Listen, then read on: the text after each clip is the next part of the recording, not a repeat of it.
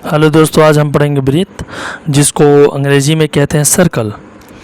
देखिए यहाँ पे लिखा हुआ है जियोमेट्री। अब हम बात करेंगे जियोमेट्री की।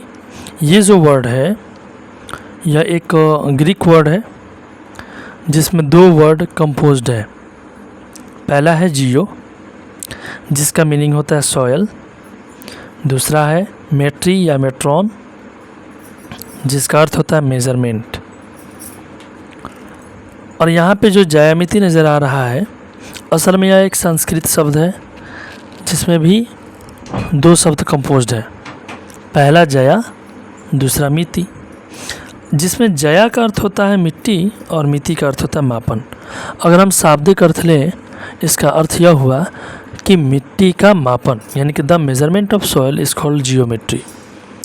तो दोस्तों, जियोमेट्री के अंदर में ज्योमेट्रिकल फिगर आते हैं। चूँकि ज्योमेट्रिकल फिगर को दो भागों में वर्गीकृत कर दिया गया, यानी कि क्लासिफिकेशन ऑफ ज्योमेट्रिकल फिगर। एक है प्लेन फिगर जो 2D डायमेंशन होता है, जिसे हम सिर्फ छू सकते हैं एक तरफ से। उसमें आयतन नहीं होता, उसमें सिर्फ क्षेत्रफल होता है। और दूसरा होता है सॉलिड फिगर, जिसमें आयतन भी होता है और उसमें कई पार्श्व होते हैं, कहीं फलक होते हैं, है ना, जो 3D डायमेंशन भी कहा जाता है। जैसे कि ईंट, एक एग्जांपल ले लिया जाए, अगर दैनिक जीवन में जो ईंट होता है उसमें 6 फलक हैं।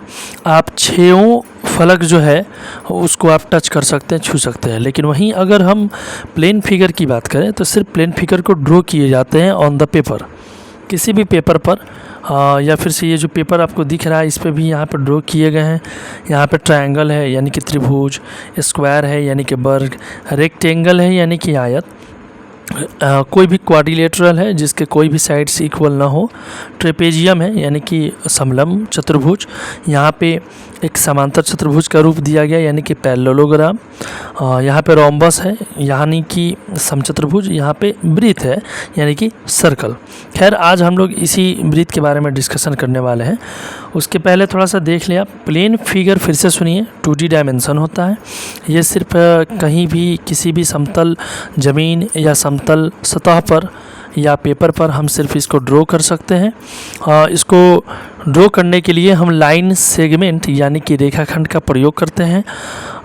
जैसे कि आप देख सकते हैं, यहाँ से यहाँ तक के जो ये सीधा लाइन जो खींचा हुआ है, इसे हम लाइन सेगमेंट यानी कि रेखाखंड कहते हैं। और दूसरी बात, समतल आकृति बनाने के लिए हमें बंद आकृति का होना भी ज़रूरी है। चूँकि बंद आकृति शुरू होता है